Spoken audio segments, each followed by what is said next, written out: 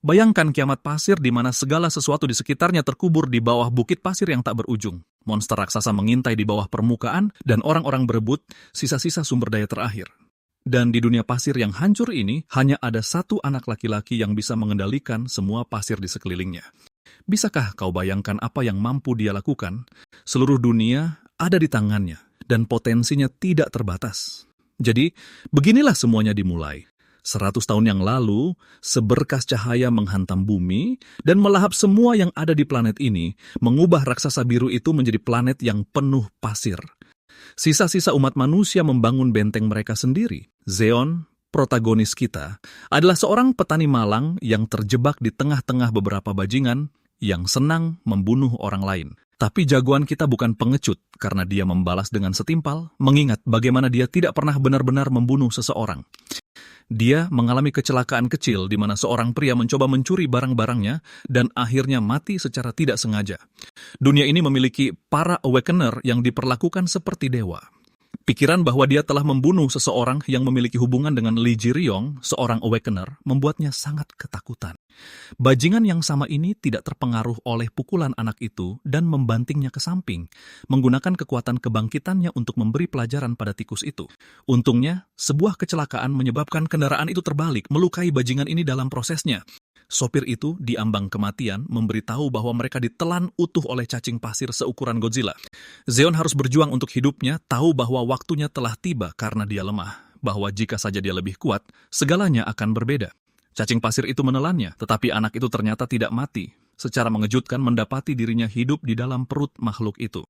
Pria ini memutuskan untuk menjadi Paul Atreides berikutnya karena dia melihat segalanya. Struktur-struktur umat manusia yang hancur, membanjiri indranya, menunjukkan kepadanya apa yang terjadi pada planet mereka yang menakjubkan. Pada saat itu, dia membangkitkan kemampuan pertamanya untuk pertama kalinya dan secara naluriah meneriakkan Sand Blaster, menembakkan tembakan lurus menembus sisi makhluk itu. Sekarang setelah dia memiliki kekuatan untuk hidup di dunia ini, Zeon menantang takdirnya bahwa dia akan menggunakan pasir untuk bertahan hidup melawan hal yang mustahil. Zeon bisa merasakan setiap detak kecil jantungnya, seolah-olah tubuhnya telah terisi dengan energi yang luar biasa. Mengerti bahwa ini adalah proses kebangkitan, dia mengepalkan tinjunya. Sementara itu, kita melihat adegan gila cacing pasir dari Dune yang akan melahap manusia kecil. Makhluk itu mencoba menelannya utuh sementara Zeon berdiri di sana dengan nyali baja, menolak untuk minggir.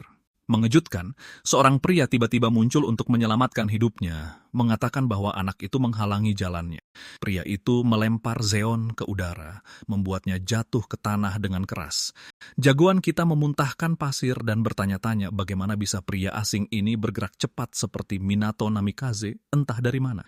Tapi saat dia melihat ke atas lagi, dia sangat ketakutan menyaksikan pria ini menusukkan pedang ke leher cacing pasir, menyemburkan darah seperti tar dari tubuhnya. Pria itu mengejek makhluk itu, karena membuatnya memanjat begitu tinggi, bertanya-tanya apakah dia harus mengirimnya kembali ke bawah. Mempersiapkan tendangannya, dia memutuskan untuk menendang lurus ke pedangnya, mendorong monster itu sampai mati. Jagoan kita sangat terkejut. Fakta bahwa seseorang sekuat pria asing ini berhasil mengalahkan cacing pasir ini bukanlah hal yang mudah. Ini sebenarnya pertemuan pertama Zeon dengan cacing pasir, dan bahkan sebelum dia bisa memproses reaksinya, seorang cewek keren berambut biru menghampirinya dan mengungkapkan bahwa itu adalah Kapten Jang Yongbaum yang pamer seperti biasa. Sekali lagi, Zeon sama sekali tidak tahu bagaimana orang-orang ini bisa bergerak secepat itu. Sepertinya mereka muncul begitu saja dari udara tipis, sementara cewek itu sibuk memuji kemampuan kaptennya yang hebat. Sekali lihat tubuhnya sudah cukup untuk membuatnya sadar bahwa wanita ini sangat kuat, tetapi lebih dari itu, anak itu bingung mengapa tubuhnya mulai membeku. Yongbom mengatakan bahwa cacing pasir bahkan bukan lawan yang tangguh baginya, lalu dia memanggil Giselle sebelum melihat ke samping. Kapten itu berbalik dan menemukan mereka berdua sedang berinteraksi. Giselle suka bermain-main dan patuh pada kaptennya, tapi dia sangat menikmati menyeret Zeon seperti boneka kain. Dalam sekejap, dia mengalahkan jagoan kita dan menindihnya, dan aku yakin banyak dari kita yang ingin bertukar posisi dengan pria ini sekarang. Giselle dengan main-main menebak peringkat dan kemampuan pria itu, bertanya-tanya metode apa yang harus dia gunakan untuk mengetahuinya. Tapi saat itu, dia menyadari sesuatu yang aneh. Keanehannya adalah bahwa Seon sebenarnya sama sekali bukan seorang awakener. Tertindih seperti itu, jagoan kita bahkan tidak bisa percaya apa yang dia katakan saat ini. Giselle terus memelintir lengannya sambil memberitahu kapten bagaimana anak itu tidak memiliki lencana peringkat sama sekali. Seon bingung, bahkan berpikir bahwa cewek ini mungkin buta, karena setiap awakener seharusnya memiliki lencana. Menonton adegan itu dari mobil, rekan satu tim lainnya berteriak pada mereka untuk cepat. Giselle meminta masukan dari kapten, menjelaskan betapa anehnya jika mereka meninggalkan orang ini di sini untuk mati. Maksudku, jagoan kita punya keluhannya sendiri karena bukankah ini gadis yang sama yang baru saja hampir mematahkan lengannya? Yongbom menatap anak itu, bertatapan mata sebelum memerintahkan Giselle untuk melempar anak itu ke belakang karena dia sepertinya sedang menuju tambang. Dan, ya, di adegan berikutnya, kita melihat mobil butut kita dipenuhi dengan kelompok yang gaduh. Tim Yongbom bukanlah tim yang paling damai. Mereka menyebabkan banyak keributan. Sementara itu, jagoan kita didorong ke belakang dan diikat seperti barang bawaan. Dia mendengarkan pembicaraan mereka sampai pasir masuk ke dalam kendaraan.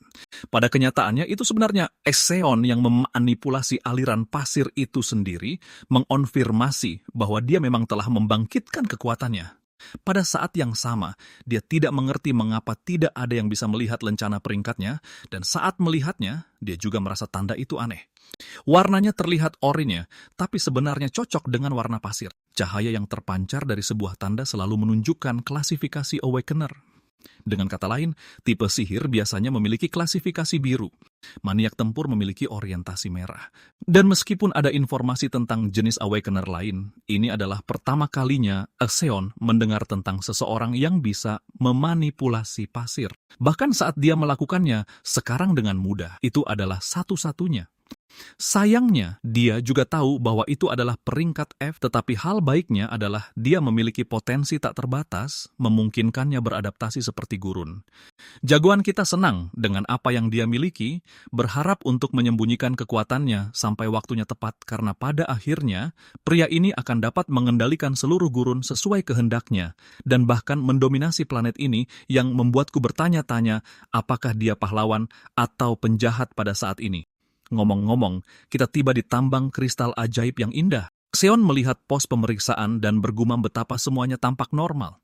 Seorang pria memerintahkannya untuk mengikutinya tanpa banyak bicara, jadi anak itu tidak punya pilihan selain mengikutinya. Menonton adegan itu dari kejauhan, Giselle dan Yongbom mengungkapkan betapa anehnya perasaan mereka tentang anak ini. Fakta bahwa dia satu-satunya yang selamat bisa dianggap karena keberuntungan, tetapi sang kapten menolak keras gagasan ini. Kau tahu, saat itu ketika dia melihat sekeliling, dia melihat lubang menganga cacing pasir di satu sisi tubuhnya, yang berarti anak ini pasti terlibat. Sayang sekali Yongbom bahkan tidak menanyakan nama anak itu karena dia pikir mereka ditakdirkan untuk bertemu sekali lagi. Di adegan berikutnya, kita mendapatkan sedikit kejutan. Kau tahu, tambang biasa seharusnya penuh dengan terowongan, tapi di sini orang-orang ramai dan menikmati perayaan. Seon tidak mengantisipasi hasil seperti itu, sementara pria yang menanganinya mengejeknya bahwa dia akan segera memanggil pengawas, jadi anak itu lebih baik diam di tempat. Jagoan kita tidak terlalu senang ditinggal sendirian di tempat seperti ini. Sementara pria itu bertanya apakah dia harus berbaik hati dengan menembakkan peluru ke kepalanya. Dia pergi sambil mengomel, membiarkan anak itu melakukan apapun yang dia mau karena itu tidak akan ada bedanya. Di luar percakapan itu, Seon mengerti bahwa dia perlu makan sesuatu karena dia sangat lapar. Dia melihat sekeliling menemukan sebuah toko untuk memenuhi kebutuhannya. Pada saat itu, Seon melihat sebuah poster di dinding yang menyerukan para buruh untuk menerangi kota. Penjual itu memberinya minuman dan bertanya apakah itu gerakan yang menginspirasi. Tangan pria itu kasar dengan bekas luka di mana-mana, menjelaskan bagaimana sumber energi sebenarnya kota ini bukanlah batu mana. Seon, yang tidak tahu kemana arah pembicaraan ini, bertanya tentang sumber energi yang sebenarnya. Menunjuk ke arah anak itu, dia menekankan bahwa orang-orang seperti dia, orang-orang seperti Seon, sebenarnya adalah sumber energi yang sesungguhnya. Mereka selalu diperintahkan untuk melakukan apa saja, dan selalu ada pengganti untuk mengisi kekosongan juga. Jadi ini benar-benar sumber energi yang luar biasa, dan tak ada habisnya.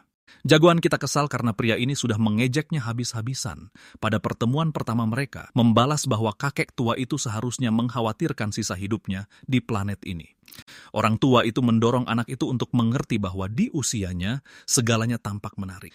Selain itu, dia entah bagaimana tahu tentang Seon yang masuk ke dalam tubuh cacing pasir yang membuat anak itu semakin terkejut. Kakek tua itu terus mencelanya, mengatakan bagaimana anak seperti dia akan berakhir di perut cacing pasir juga karena ini bukan lokasi untuk anak-anak bersembunyi. Zeon membela diri bahwa dia hanya di sini untuk mencari uang, sementara si boomer ini menunjuk ke belakang dengan harapan mencerahkan anak itu dengan sesuatu yang membuka mata. Apa yang ada di belakang? Hanya tumpukan sampah. Zeon tidak mengerti maksudnya, jadi penjual menjelaskan bahwa dia mengumpulkan semua barang itu satu persatu, dan kemudian dia mengungkapkan sebuah fakta mengejutkan. Itu sebenarnya adalah sisa-sisa dari semua orang yang datang ke sini sebelumnya, yang mengalami kenyataan yang sama dengan yang akan dihadapi anak itu. Semua orang di sini mencoba menahan godaan untuk masuk ke tambang, tapi begitulah menggodanya batu mana. Takut akan kematian terburuk yang bisa dibayangkan, para pendatang baru ini mencoba menjual segalanya hanya untuk bertahan hidup, berpegang pada kehidupan saat mereka menjual sebagian dari jiwa mereka. Tapi pada akhirnya, semua ini tidak penting. Tidak ada yang membaik bagi mereka, dan apa yang mereka kumpulkan hanya akan hilang begitu saja. Mereka semua mengalami nasib yang sama. Jadi sekarang dia merasa lebih mudah untuk langsung memberitahu orang-orang ini bahwa tambang akan menelan mereka. Bajingan ini berani-beraninya menyatakan bahwa tikus seperti Zeon dan orang-orang sebelum dia bahkan tidak akan meninggalkan nama, dan dia sangat gembira melihat sisa-sisa anak itu setelah kematiannya. Mengabaikan omelannya dengan frustrasi, dia menanyakan harganya. Kakek tua itu meminta tensol, jumlah yang sangat konyol sehingga Zeon meneriakinya karena itu. Tampaknya setiap sumber daya di sini harganya sangat mahal. Bahkan sate yang dia makan tadi tidak berbeda. Zeon meremehkan kualitas dagingnya sebelum mengungkapkan bahwa dia bahkan tidak punya uang sebanyak yang diminta. Saat dia membenarkan dan membela diri tentang bagaimana mereka mencoba menjarahnya, dia tidak sadar bahwa semua tukang daging dan pekerja lain di area itu mengeluarkan senjata untuk menebasnya. Ya, mereka memang sekejam itu. Zeon terus-menerus mengatakan bahwa dia tidak akan membayar sepeser pun, hanya untuk satu bajingan datang dan menyerangnya dari belakang. Rasa takut akan kematian menyelimuti anak kita sejenak, sementara pria tua itu melontarkan teka-teki kepada anak itu, menanyakan bagaimana orang tua sepertinya bisa menjalankan bisnis di tempat yang begitu buruk. Itu karena jawabannya adalah mereka semua korup. Zeon menoleh ke belakang untuk melihat bahwa dia dihadang oleh lebih dari selusin pria, semuanya berbaris untuk mencabik-cabik tubuhnya. Bertingkah seperti bos mafia, pria tua itu dengan geli bertanya, apa yang akan dilakukan anak ini selanjutnya? Zeon berteriak bahwa dia tidak punya apa-apa untuk ditawarkan, bahwa tidak ada gunanya meminta uang sebanyak ini untuk minuman. Mempertahankan keunggulan dalam negosiasi, dia dengan gembira menyarankan solusi, melirik batu mana Zeon di sakunya, percaya bahwa itu adalah pembayaran yang pantas. Anak kita ketakutan bagaimana semua rumor tentang tindakannya telah menyebar dengan cepat, sementara si brengsek terus mendesaknya untuk menyerahkan batu itu, bahkan dia akan menawarkan harga yang pantas. Zeon dengan keras menolak, menyatakan bahwa dia harus melalui neraka untuk mendapatkan batu ini. Dia ingin membicarakan masalah ini dengan kakek tua itu, tetapi jelas kata-katanya tidak berarti apa-apa. Karena di saat berikutnya, seorang maniak otot menjambak kepalanya dan membenturkannya ke meja, bahkan menyarankan agar mereka mengubur bocah itu. Kesal, Zeon mengaktifkan semburan pasir, dan boom, lengan pria ini melayang di udara. Itulah akibatnya jika macam-macam dengan orang yang salah. Lengan yang sama mendarat di tangan orang-orang lain yang siap membunuh Zeon. Menolak untuk berdiskusi dengan kata-kata, Zeon mengeluarkan duri-duri pasir, membantai setiap orang korup di zona itu.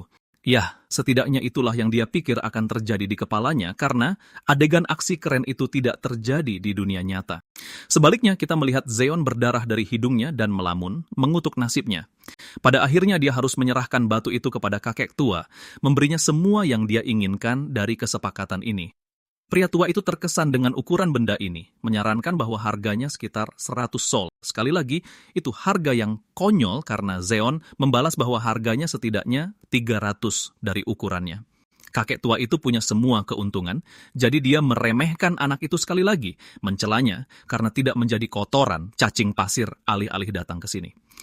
Setelah satu gebrakan meja lagi, Zeon mencapai batasnya dan berniat meledakkan kekuatannya untuk keluar dari sini. Tapi bahkan sekarang, dia tahu bahwa dia tidak cukup kuat untuk melakukan apapun. Zeon meminta bonus yang sesuai sebagai ganti batu itu.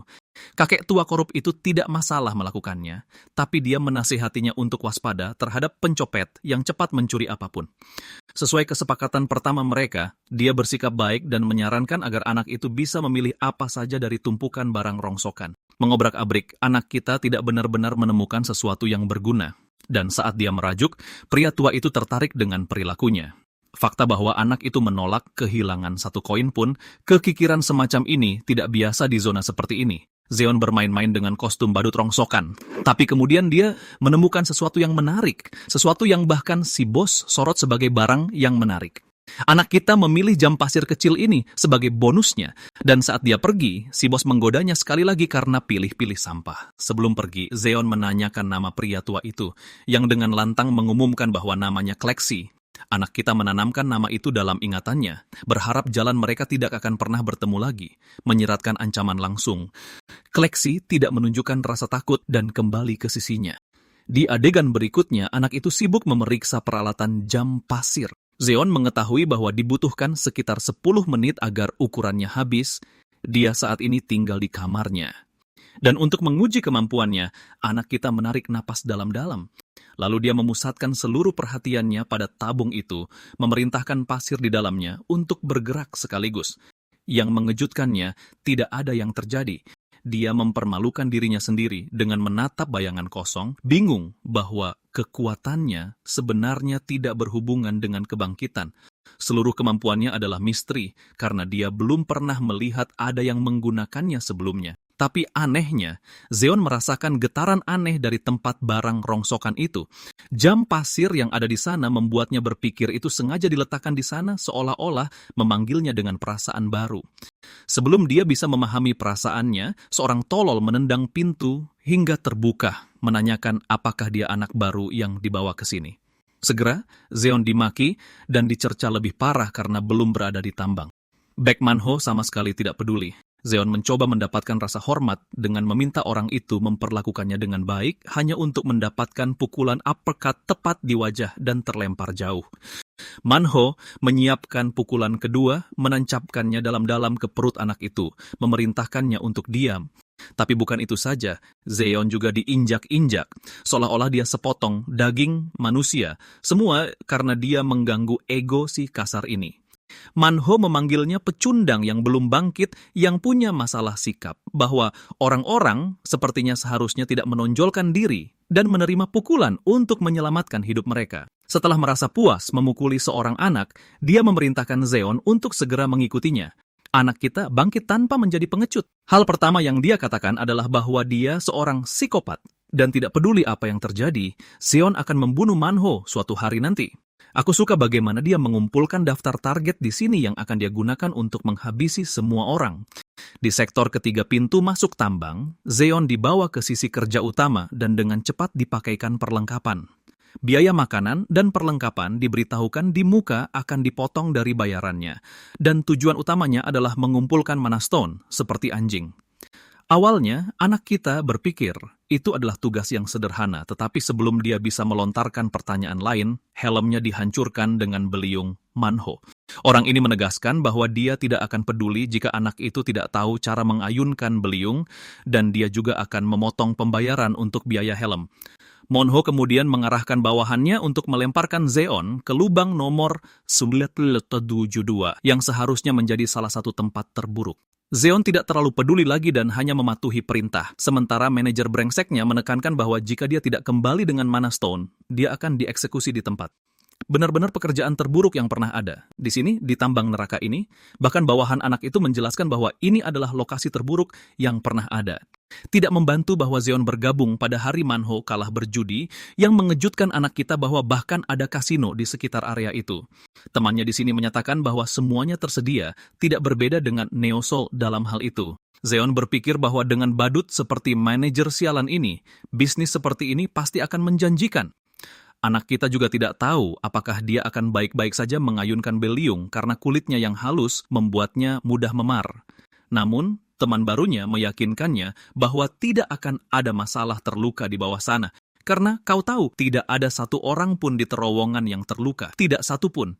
Itu adalah peringatan yang tidak menyenangkan. Tetapi akhirnya mereka tiba di terowongan yang ditunjuk. Anak kita bertanya, apakah dia hanya perlu menambang kristal mana dan kembali? Tapi kemudian pria itu dengan cepat memotongnya, mengatakan bahwa dia sebenarnya tidak akan kembali.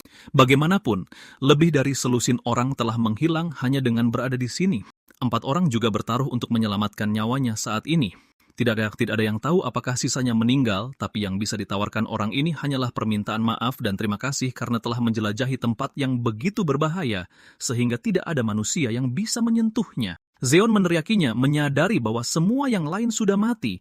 Dia menginginkan jawaban, tetapi orang ini benar-benar meninggalkannya untuk mati. Keberanian orang itu tidak membuatnya goyah. Itu memicu anak kita untuk menambang habis-habisan tempat ini, kesal karena mereka mengirimnya ke sini untuk mati hanya karena kemarahan mereka. Sayangnya bahkan dengan ayunan pertama, beliung itu patah dan terlepas dari tangannya, memantul sampai ke sisi lain. Dengan putus asa, Akseon mencoba meraihnya sambil bertanya-tanya di neraka macam apa dia harus bertahan hidup. Dia marah sebelumnya, jadi dia tidak bisa menyadarinya. Tetapi mana di bagian terowongan ini sangat padat, membuatnya bertanya-tanya apakah yang lain tidak pernah bisa merasakannya, karena mereka bukan individu yang telah bangkit. Kepadatannya begitu pekat, sehingga membuatnya kewalahan semakin dalam dia pergi, yang juga menegaskan bahwa orang normal akan mengalami kejenuhan, mana sekarang. Tidak tahu dari mana sumber mana berasal, Zeon menemukan beliungnya yang tampaknya patah di bagian gagangnya. Dia hanya senang menemukannya. Dan tepat saat dia merasa bersyukur atas nasibnya, dia menginjak kehampaan yang membuatnya sangat ketakutan. Jurang itu menariknya ke bawah, mengejutkan Zeon dengan kemunculan portal yang tiba-tiba. Helmnya terlempar ke samping, tepat di sebelah beliung yang patah juga. Ini sebenarnya membawa kita ke dalam adegan kilas balik masa lalu anak itu yang menjalani kehidupan yang menyedihkan. Semua orang di sekitarnya mengatakan dia akan mati. Anak kecil itu harus berjuang mati-matian hanya untuk menebus kesalahan dan dipukuli beberapa kali hanya karena dia menginginkan kemewahan dasar untuk makan enak. Setiap kali dia punya mimpi, orang lain menghancurkannya. Dan pada akhirnya dia bahkan berhasil membunuh seseorang, diliputi oleh perasaan takut dan bersalah, berpikir bahwa hidupnya akan berakhir sekarang. Anak itu berlari secepat yang dia bisa untuk mendapatkan kehidupan di mana dia tidak perlu khawatir akan mati. Nama Lee Ji-ryong menghantuinya. Kembali ke Seon, kita melihat keadaannya yang pingsan setelah jatuh dari portal. Sambil mengumpulkan kesadaran, dia bangkit, bertanya-tanya mengapa tempat ini terasa begitu panas. Setelah dengan cepat menyadari abu di sekitarnya, dia mengutuk nasibnya karena kau tahu, neraka kecil ini membawanya langsung ke dungeon berbahaya yang berapi-api. Sebuah batu menggelinding melewati Seon yang mengambilnya sebelum menyadari bahwa benda ini sangat panas. Dia langsung melemparnya, mengumpat pada benda sialan itu. Ini menegaskan satu hal bahwa orang ini tidak sedang bermimpi. Tapi bagusnya, orang-orang di Neo Seoul sudah punya pengalaman mempersiapkan diri untuk turun ke dungeon. Tentu, tangannya hangus sekarang, tapi dia mengerti bahwa ini adalah abu vulkanik. Dengan kata lain, jika Zeon tidak segera keluar dari tempat ini, dia akan berada dalam masalah besar.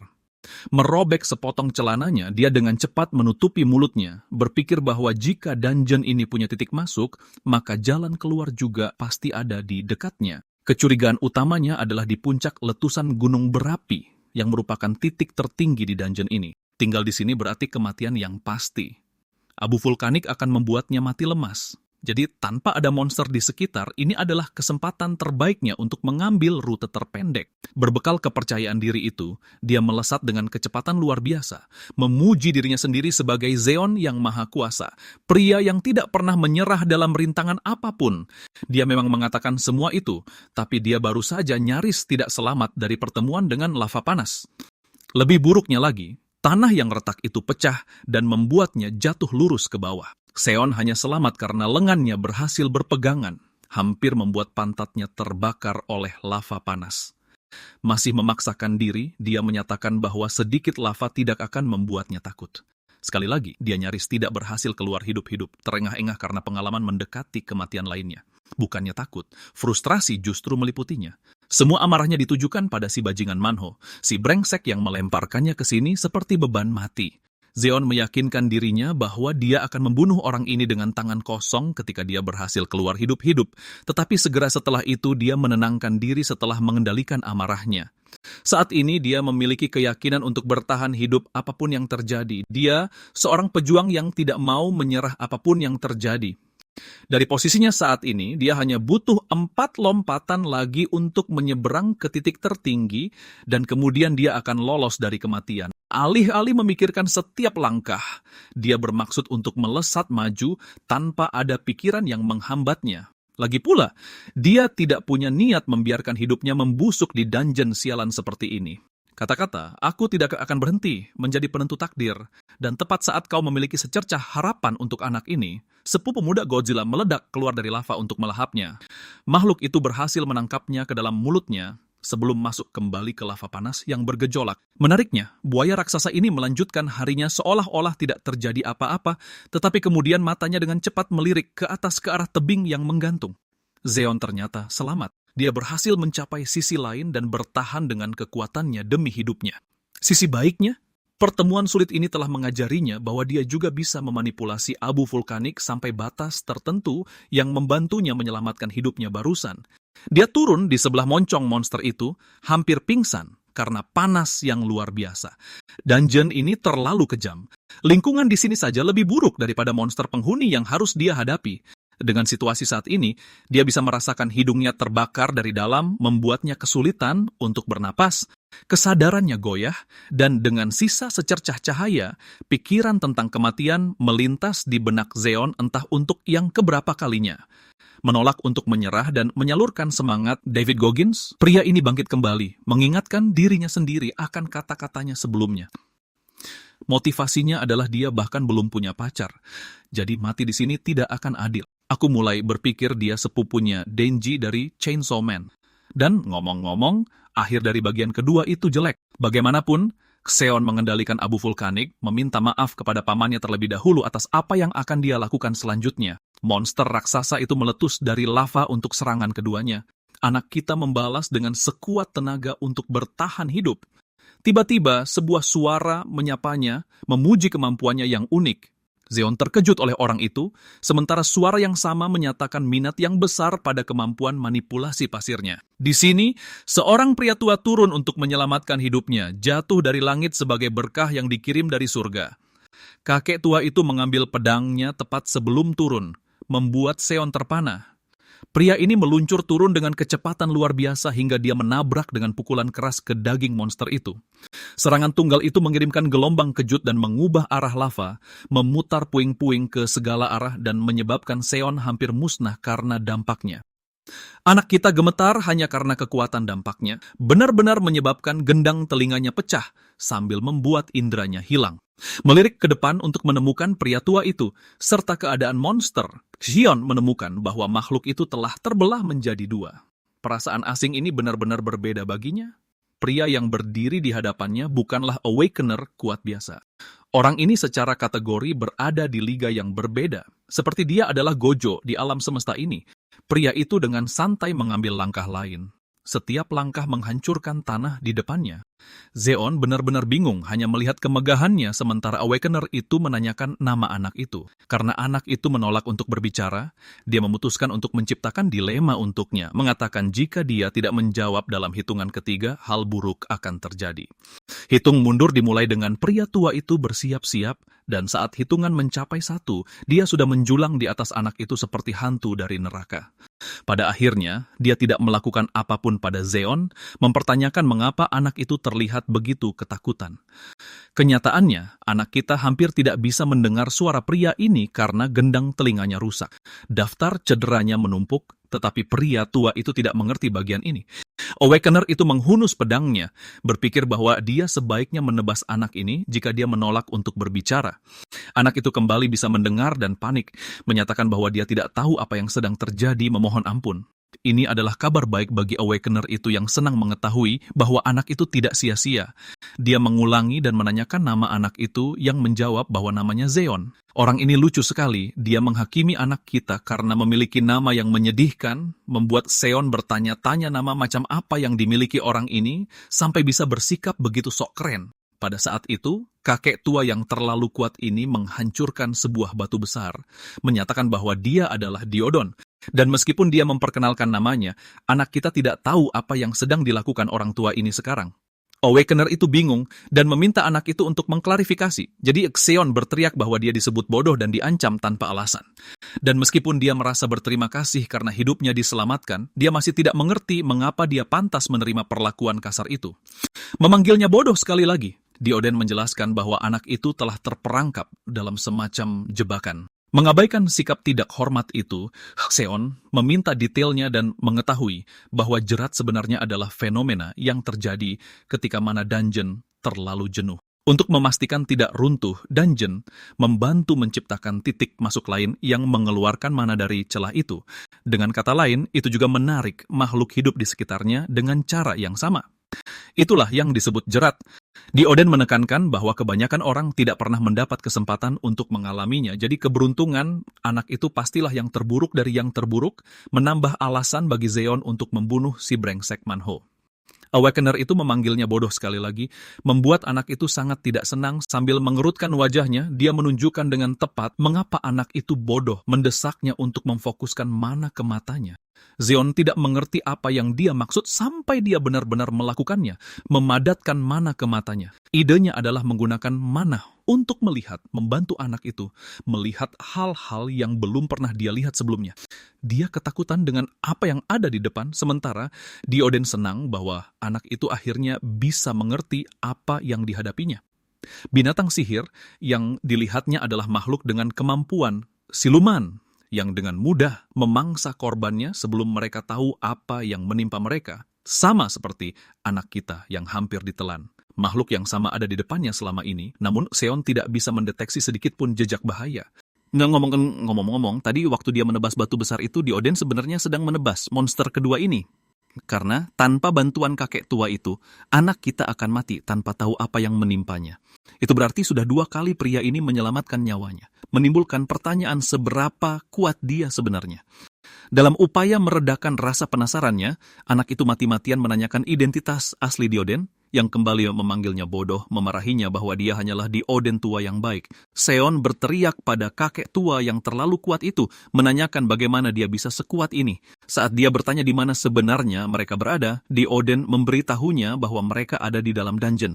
Kakek tua itu dengan santai menyebut tempat yang panas ini sebagai area berburunya dan menyuruh anak itu untuk memperhatikan baik-baik karena dia akan menunjukkan kemampuannya. Pria yang tampak usang itu kemudian mengeluarkan pedangnya dan meneriakkan krayon. Begitu dia melakukannya, gelombang kejut menyebar ke seluruh area, memaksa Xeon menutup telinganya. Awalnya, Xeon tidak tahu apa yang sedang terjadi. Tetapi ketika dia melihat sekeliling, dia menyadari dungeon itu ternyata dipenuhi monster mirip burung api yang berkerumun di mana-mana. Dioden tampak bersemangat melihat pertarungan itu dan memberitahu anak kita bahwa dia sendirian sekarang dan harus mencari cara untuk bertahan hidup. Xeon terlempar ke dalam situasi hidup atau mati dan mulai mengutuk kakek tua itu. Dia melihat sekeliling mencoba memikirkan apapun yang bisa dia lakukan, tetapi menjadi jelas bahwa dia benar-benar terkepung dan tidak punya tempat untuk pergi.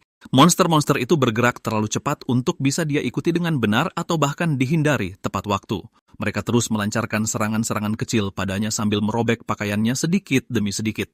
Xeon bahkan tidak bisa menemukan cara untuk melarikan diri, dan dia mulai bertanya-tanya mengapa makhluk-makhluk itu terus menargetkan sisi kirinya berulang kali. Dia mendongak dan mati-matian mencoba menembakkan pasir ke binatang terbang itu, tetapi mereka dengan mudah menghindari serangannya dan membalas dengan beberapa serangan mereka sendiri. Anak kita merasa sama sekali tidak berguna dibandingkan dengan kakek tua itu. Dia mencoba melindungi wajah tampannya dengan mengangkat lengannya saat serangan terus datang padanya dari segala arah. Zeon menyadari bahwa dia akan segera mati jika terus bermalas-malasan tanpa melakukan apa-apa. Dia merasa menyedihkan berpikir bahwa dia mungkin akan mati bahkan setelah diselamatkan 2 kali oleh kakek tua itu. Pada saat itu dia teringat adegan ketika si kakek tua muncul di hadapannya sekali lagi dan memanggilnya. Zeon mencoba mendengar apa yang dikatakan Dioden, tetapi telinganya berdenging parah dan dia tidak bisa mendengar dengan baik. Dia teringat bagaimana kakek tua itu menyuruhnya untuk melihat, menembus mana alih-alih mengandalkan matanya. Meskipun menyebut dirinya pecundang yang menyedihkan, dia menolak untuk menyerah dan mulai mencari cara untuk merasakan musuh yang tidak bisa dilacak oleh penglihatannya. Dia perlahan mengumpulkan mana ke matanya dan berusaha meningkatkan kemurniannya selangkah demi selangkah. Dia fokus keras dan mencoba merasakan aliran mana seperti yang disarankan kakek tua itu. Dan kali ini akhirnya berhasil saat dia mulai merasakan kekuatan sihir di dalam binatang buas itu. Sekarang dia bisa melacak mereka, dan saat mana mereka berada dalam jangkauan, dia menyerang titik terdekat yang memungkinkan, akhirnya menjatuhkan 2 burung lava yang menargetkannya. Sementara itu, kakek tua itu sibuk melawan monster yang jauh lebih besar dan sepertinya dia menikmati setiap detiknya. Dia berkomentar bahwa dia bahkan tidak bisa mengingat kapan terakhir kali dia merasa begitu bersemangat saat bertarung. Dia kemudian menyerbu ke depan dan mendaratkan pukulan kuat, merobek monster besar seperti buaya menjadi 2 bagian. Tepat saat kakek tua itu menghabisi makhluk itu, dia berkomentar bahwa sayang sekali monster itu bahkan bukan tandingan yang sepadan untuknya. Dia terdengar kecewa karena tidak mendapatkan sensasi yang dia harapkan dari pertarungan itu. Dia kemudian menghela napas dan menyatakan bagaimana jumlah dungeon telah turun banyak dibandingkan saat dia masih muda. Sementara itu, setelah menyaksikan buaya besar yang jahat itu jatuh dengan begitu mudah, Seon tidak bisa menahan perasaan sedikit kasihan padanya. Dia kesulitan percaya betapa santainya kakek tua itu membunuhnya, seolah-olah itu hanyalah kadal kecil. Pada saat yang sama, dia sendiri mencapai batasnya dan bahkan tertawa lelah melihat situasinya sendiri. Tiba-tiba, gelombang kejut yang kuat menghantamnya, memaksanya berlutut saat dia muntah karena dampaknya. Dia nyaris tidak berhasil berdiri lagi dan bertanya pada Diodon apa yang baru saja terjadi. Diodon dengan tenang menjelaskan bahwa gelombang kejut yang baru saja dirasakan sebenarnya adalah auman bos dungeon. Dia melanjutkan dengan mengatakan bahwa setiap dungeon memiliki bos terakhir yang menunggu di akhir, dan yang ada di dungeon ini adalah alasan sebenarnya dia datang jauh-jauh ke sini. Saat itu juga, seekor drake besar turun dari atas dan si kakek tua mengidentifikasinya sebagai Crimson Drake. Mendengar istilah drake, Zeon dengan cepat bertanya apakah itu berarti naga, tetapi Diodon segera menyangkalnya. Kakek tua itu bahkan berkomentar bahwa sungguh disayangkan dia harus berurusan dengan makhluk peringkat B, alih-alih menghadapi naga sungguhan. Meskipun begitu, drake ini jelas berbahaya karena dikelilingi oleh medan gaya yang kuat. Seon teringat pernah mendengar bahwa monster peringkat B dan lebih tinggi memiliki sifat unik yang mirip dengan manusia. Berdasarkan sistem peringkat Awakener, medan gaya merah menunjukkan tipe pertarungan jarak dekat. Tetapi ketika dia menyadari aura di sekitar drake ini berwarna biru, dia berteriak bahwa itu berarti makhluk itu adalah tipe sihir. Sebelum mereka bisa bereaksi lebih jauh, drake itu melepaskan serangan api hitam lurus ke arah mereka. Zeon membeku karena terkejut, bahkan tidak bisa menutup mulutnya, dan karena ketakutan dia kehilangan kendali sepenuhnya. Pada saat yang sama, kakek tua itu melompat lurus ke arah sumber serangan dan menghunjamkan pedang besarnya tepat di atas kepala drake itu. Drake itu pulih dengan cepat dan menyerang balik si kakek tua dengan cakarnya. Diodon bergerak untuk menangkis serangan itu menggunakan krayon, tetapi dalam pergantian yang tak terduga, si kakek akhirnya tertangkap dalam cengkeraman drake itu. Makhluk itu segera memanfaatkan celah ini dan bersiap untuk melepaskan napas api dari jarak dekat. Namun, Diodon bereaksi tepat waktu dan dengan paksa menutup mulut drake itu, menjebak api di dalamnya. Dia bertanya pada monster itu apakah bisa merasakan sakit dan kemudian menyuruhnya untuk tidak khawatir karena dia akan segera mengakhirinya untuk selamanya. Mengencangkan cengkeramannya pada pedangnya, Diodon maju dan menyerang drake itu sekali lagi, menyatakan bahwa ini akan menjadi hari terakhirnya hidup. Sementara itu, Zeon berlari untuk menyelamatkan nyawanya. Dia mendapati dirinya terjebak di tengah pertarungan yang luar biasa ini di mana dia bahkan tidak bisa berdiri diam untuk membela diri dengan benar. Dia dengan cepat menggunakan kemampuannya dan membentuk dinding pasir di belakangnya dalam upaya untuk memblokir gelombang kejut yang datang. Dia berteriak pada mereka berdua untuk bertarung di tempat lain sambil bertanya-tanya bagaimana gelombang kejut sederhana bisa menyebabkan kerusakan sebanyak ini padanya. Di sisi lain, si kakek tua jelas sedang bersenang-senang. Dia berteriak bahwa ini terasa seperti berada di taman hiburan. Saat itu juga, gelombang kejut lain meluncur ke arah Zeon, dan kali ini datang terlalu tiba-tiba untuk dia bereaksi. Dia menyadari dia tamat dan terlempar jauh oleh dampaknya. Dia mendarat dengan cara yang brutal dan akhirnya terlempar ke arah magma, meninggalkan bocah malang itu membeku saat dia menyadari dia akan mati sebagai pecundang menyedihkan yang bahkan tidak bisa mendapatkan pacar. Cerita kemudian beralih ke kakek bangka itu, yang jelas sama sekali tidak peduli dengan apa yang terjadi pada anak kita. Sebaliknya, dia terus menindas Drake itu dan menyebutnya sebagai aib bagi semua monster boss karena bertarung dengan sangat menyedihkan. Terdorong hingga batas kesabaran oleh hinaan tanpa henti, Drake itu mengisi serangan napas lainnya. Melihat itu, Dioden tersenyum karena dia tidak menyangka si lemah ini memiliki sesuatu yang menyenangkan yang tersembunyi. Napas sihir yang terkonsentrasi merobek udara, melenyapkan hampir semua yang ada di jalurnya dan menjadi lebih besar semakin jauh ia bergerak. Setelah beberapa saat, Crimson Drake itu akhirnya berhenti. Yakin orang gila itu pasti sudah menjadi debu sekarang.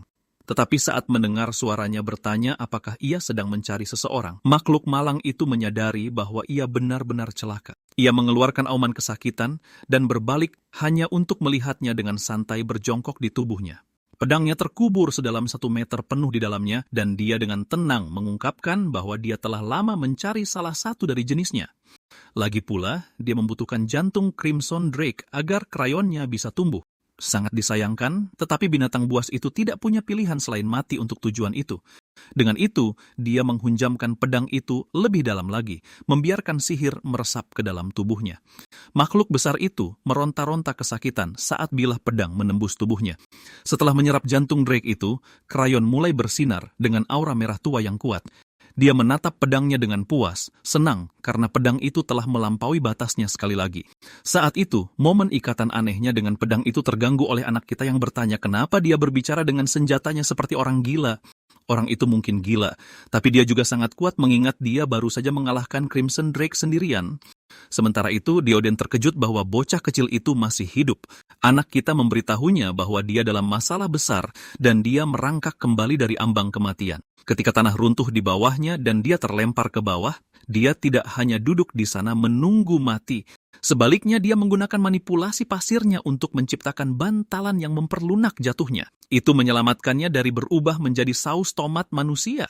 Bahkan dia tidak percaya betapa hebatnya dia dalam menipu kematian setiap kali keadaan memburuk. Dia menambahkan bahwa terus-menerus dihantam oleh gelombang kejut dari orang gila tertentu telah banyak menajamkan refleksnya. Dioden sedikit terkesan dengan itu, tetapi saat ini ada sesuatu yang jauh lebih penting untuk diatasi. Kakek tua itu tiba-tiba mencengkeram ke mejanya seperti sedang menangani balita yang tidak tahu apa-apa, memberitahunya bahwa dungeon itu runtuh sekarang setelah bosnya mati. Mereka harus segera keluar, tetapi anak kita bingung apa hubungannya dengan dia diangkat seperti barang belanjaan. Kakek bangka itu tertawa terbahak-bahak seolah baru saja mendengar lelucon terbaik dalam hidupnya. Bukan karena itu benar-benar lucu, tetapi karena apa yang akan terjadi selanjutnya. Tanpa peringatan, dia melemparkan anak kita ke dalam celah hitam kecil yang terbuka di depan mereka dan dengan santai berteriak sampai jumpa. Di tengah penerbangan, anak kita meneriakkan setiap sumpah serapah yang dia tahu dan menyebutnya lebih buruk dari si bajingan Park Man-ho itu. Sedetik kemudian, dia dimuntahkan di sisi lain saat lubang hitam itu terbuka dan membuatnya terguling-guling di atas pasir beberapa kali. Sambil memuntahkan pasir dari mulutnya dan benar-benar bingung, dia bertanya-tanya di mana dia berakhir sekarang. Dioden dengan tenang menjelaskan bahwa mereka ada di permukaan. Saat bos dungeon dikalahkan, retakan ke dunia luar terbuka sebagai jalan keluar. Mendengar itu, dia langsung mengeluh bahwa mereka bisa saja keluar begitu saja alih-alih dilempar seperti sampah. Pria tua itu akhirnya kehilangan kesabarannya dan memperjelas satu hal. Dia mengakui bahwa kekuatan pasir anak itu sebenarnya cukup berguna, tetapi dalam keadaannya saat ini, dia lebih tidak berguna daripada pisau tumpul. Karena itu, dia memberinya 2 pilihan. Dia bisa pergi ke selatan ke kota New Seoul dan terus hidup seperti orang rendahan yang sama seperti biasanya. Atau dia bisa memilih jalan yang menyenangkan. Di bawah bimbingannya, dia akan berubah dari orang bodoh yang tidak tahu apa-apa menjadi orang bodoh yang lebih kuat dan lebih cepat. Zeon terkejut dengan itu dan bertanya apa maksudnya mengikutinya dan yang lebih penting, berapa lama waktu yang dibutuhkan. Prajurit tua itu dengan terus terang memberitahunya bahwa dia tidak tahu. Bisa memakan waktu berbulan-bulan, bertahun-tahun, atau bahkan puluhan tahun. Bahkan dia tidak bisa memprediksi masa depan. Dihadapkan pada pilihan yang bisa mengubah hidupnya sepenuhnya, Zeon berdiri di sana tidak yakin harus berbuat apa. Pria tua itu menyimpulkannya dengan cara yang paling brutal. Dia bisa kembali ke kehidupannya yang membosankan, atau dia bisa memilih jalan di mana dia pada dasarnya mempercepat hidup dengan peluang kematian 99%. Bocah itu mulai tertawa seperti orang gila dan mempertanyakan apakah si kakek tua itu sudah benar-benar gila. Zeon kemudian berpura-pura bahwa dia punya istana mewah untuk kembali beserta tempat tidur yang nyaman dan bertanya apakah lelaki tua itu benar-benar berharap dia menyerahkan semua itu hanya untuk mengikuti seorang kakek tua bau melewati gurun yang membara tanpa kepastian, terutama saat lelaki tua itu bisa mati kapan saja karena usianya. Si kakek tua menjawab, ya, memperjelas bahwa itulah yang diharapkan dari Zeon. Bocah kita berpura-pura dan menghela napas berat menunjukkan betapa menyakitkan keputusannya, namun dia tetap setuju untuk mengikutinya. Dia kemudian mengarang cerita yang meyakinkan, menjelaskan bahwa setiap kali seseorang membuatnya kesal, dia harus menyelesaikan masalah saat itu juga, tetapi mengakui bahwa saat ini dia terlalu lemah untuk membalas dendam. Dia melanjutkan dengan mengatakan bahwa lelaki tua itu juga ada dalam daftar balas dendamnya, lalu memuji betapa kuatnya dia dibandingkan siapapun yang pernah dia temui sebelumnya. Zeon menambahkan bahwa dia ragu akan bertemu orang yang lebih kuat darinya lagi. Saat dia terus berbicara tentang betapa percaya diri dan positifnya perasaannya, si kakek tua memotongnya dan mengejeknya, bertanya apakah itu berarti dia yakin akan mati muda. Zeon menyangkalnya dan mengepalkan tangannya, menyatakan bahwa dia akan menjadi lebih kuat dari semua orang. Kakek tua itu menjawab bahwa dengan sikap seperti itu, dia hanya menuju tiket awal ke kuburan, lalu menyuruhnya untuk terus mengikuti. Dia terus memanggilnya bodoh, sambil mengatakan bahwa perjalanan mereka masih panjang. Seiring berjalannya cerita setelah beberapa waktu, Zeon basah kuyup oleh keringat dan nyaris tidak bisa mengimbangi kecepatan pria tua itu. Dia memanggilnya, memintanya untuk melambat dan beristirahat karena mereka sudah berjalan selama 6 jam. Dia terus berteriak, tetapi si kakek tua itu sama sekali tidak memedulikannya dan terus berjalan dalam diam. Zeon berteriak pada dirinya sendiri, mengatakan dia bukan remaja pemurung dan bertanya-tanya mengapa dia harus menghadapi semua perubahan suasana hati yang tiba-tiba ini. Panas di sekelilingnya tak tertahankan dan dia mulai berpikir tentang seberapa tinggi suhunya. Selain itu, pasir yang gembur membuat setiap langkah menjadi sulit dan dia mulai khawatir akan pingsan karena sengatan panas jika terus begini. Tepat ketika dia akan menyerah, si kakek tua itu akhirnya mengalihkan perhatiannya kepadanya, seolah-olah dia telah menunggu saat yang tepat ini. Dia memanggilnya bodoh yang bahkan tidak bisa memanfaatkan sebagian kecil dari kekuatannya sendiri. Ketika Zeon terlihat bingung, si kakek mengingatkannya bahwa dia adalah pengguna manipulasi pasir, namun dia kesulitan bahkan untuk berjalan dengan benar di atas pasir, yang seharusnya menjadi hal termudah baginya. Ketika Zeon mencoba membela diri dengan mengatakan bahwa dia baru bangkit beberapa hari yang lalu dan masih kelas F, Dioden langsung kesal. Dia menyuruh bocah itu berhenti bicara omong kosong, memperjelas bahwa dia tidak peduli dengan kelasnya. Dia kemudian menanyainya, bertanya apakah dia benar-benar percaya bahwa orang dilahirkan sebagai kelas S, sementara hanya dia satu-satunya yang terjebak dalam kerugian. Si kakek tua itu mencengkeram kerah bocah itu dan bertanya apakah dia berencana menyerah hanya karena berpikir dia tidak diberkati. Dia terus berteriak sampai kehilangan kesabaran dan menjatuhkan bocah itu kembali ke pasir, menyuruhnya mencari cara menggunakan kemampuannya sendiri. Dioden menyuruhnya menggunakan otaknya dan memahami kekuatannya sendiri karena dialah yang paling tahu jika ingin melampaui batasnya dan menjadi lebih kuat. Tepat ketika Zeon mulai berpikir bahwa lelaki tua itu mungkin agak masuk akal, Dioden tiba-tiba mulai berteriak lagi dan mengancam bahwa dia akan mati jika tidak bisa mengetahuinya. Zeon memulai dari awal lagi dan fokus pada kemampuannya. Yang dia tahu adalah jangkauan pasir yang bisa dia kendalikan hanya sekitar 5 meter. Dia kemudian menganalisis situasi dan menyadari pasirnya hanya sedalam mata kaki. Dan jika dia bisa membuatnya sekeras lantai, dia mungkin bisa menghemat lebih banyak energi saat bergerak. Bocah kita mencoba memadatkan pasir dan membuatnya solid, dan dia akhirnya berhasil. Berjalan di gurun yang panas tiba-tiba terasa sangat mudah baginya.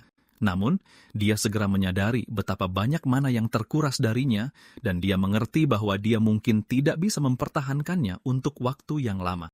Zeon kemudian beralih ke rencana B dan mencoba memusatkan mana ke kakinya. Ini juga bekerja dengan sangat baik. Melihatnya penuh energi dan mencoba berulang kali, Si kakek tua diam-diam tersenyum mengingat masa-masanya sendiri ketika dia juga seorang pemuda yang energik.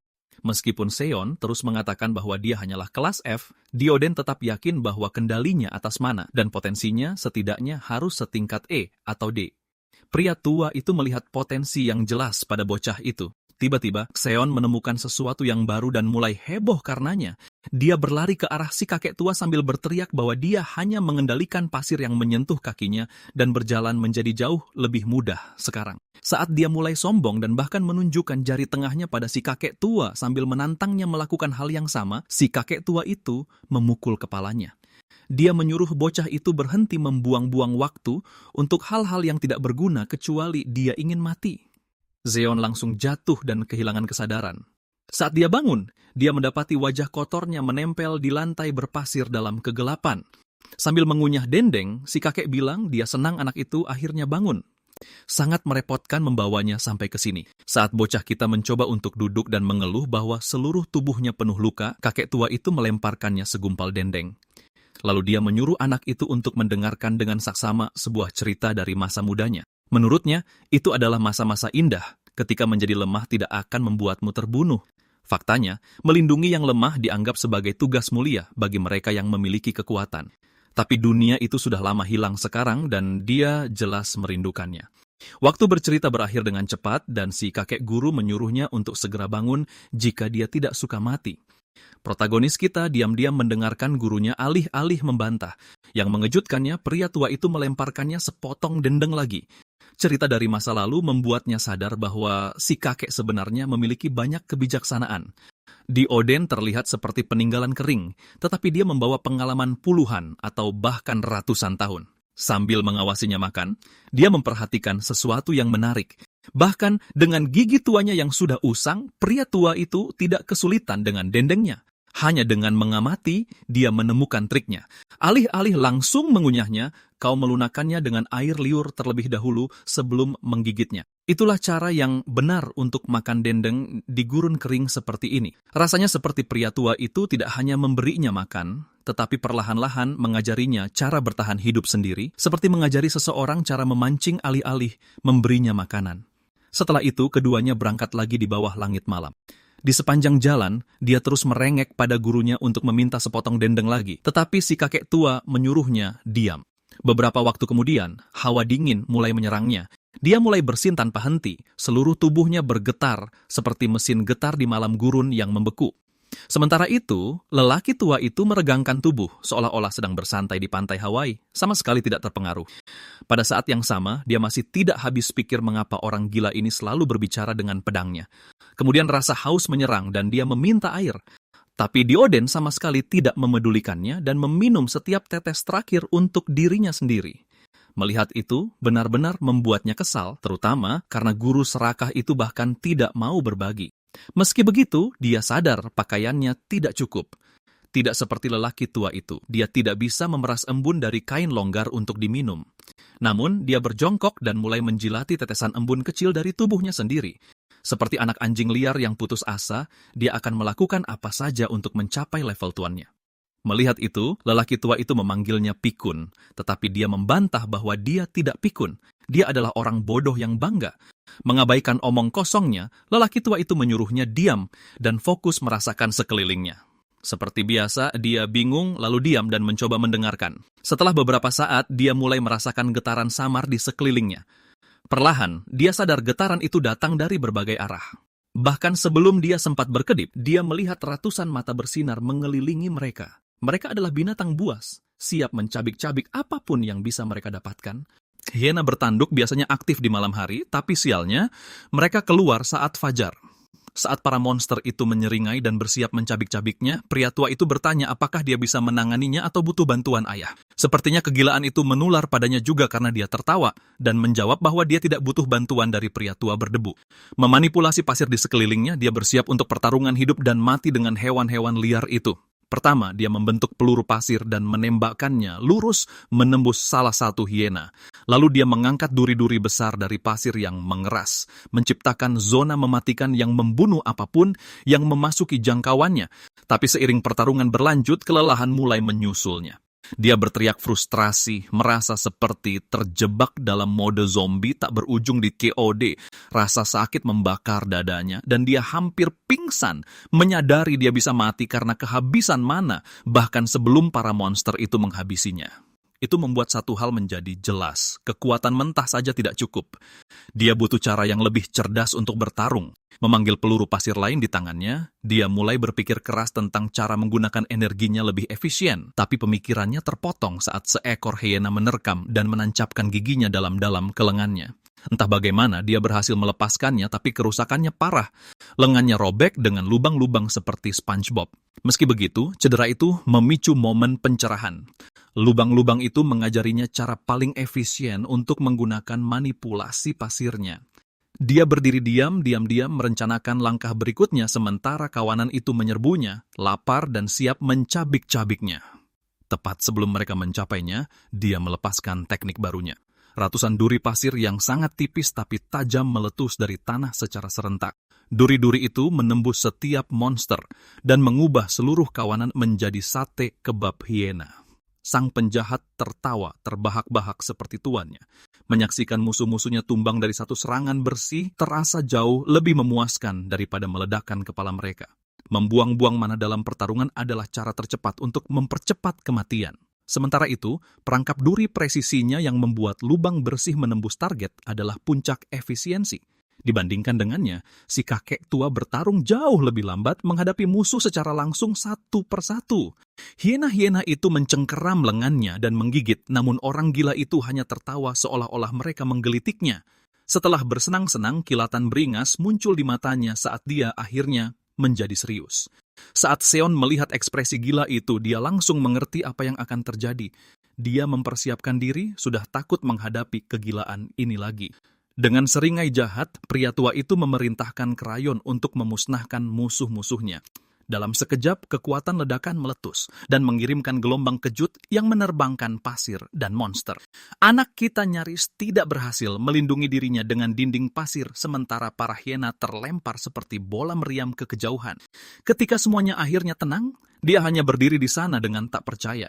Pusat ledakan dan jejak kehancuran yang membentang di depannya membuatnya benar-benar terdiam. Itu membuatnya bertanya-tanya, apakah Dioden itu manusia? Karena tidak ada orang normal yang bisa melakukannya tanpa menggunakan semacam skill. Pada saat yang sama, dia sadar bahwa menjadi sombong di sekitar monster seperti ini adalah cara cepat untuk mati. Sementara itu, Dioden mulai batuk keras, tersedak debu yang dia timbulkan sendiri. Memanfaatkan momen itu, Alpha dari hyena bertanduk menerjang dan menusuknya dengan tanduknya yang bermuatan petir. Karena lengah, pria tua itu melihat ke bawah dengan sedikit bingung bertanya-tanya mengapa monster itu memiliki semacam medan sihir di sekelilingnya. Dia jelas meremehkannya karena yang ini setidaknya peringkat B. Melihatnya dalam situasi yang mengancam jiwa, Seon panik dan berteriak padanya untuk berhati-hati. Ternyata kekhawatiran itu sama sekali tidak ada gunanya.